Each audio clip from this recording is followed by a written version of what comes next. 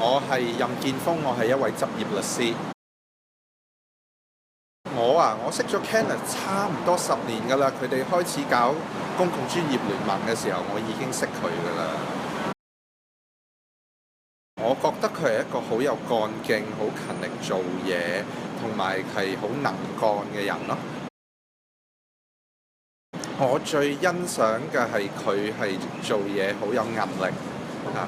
即係佢係咁多年嚟係不畏強權咁樣去喺業界裏面去做好多嘢啦，同埋加上亦都為香港去企硬咯。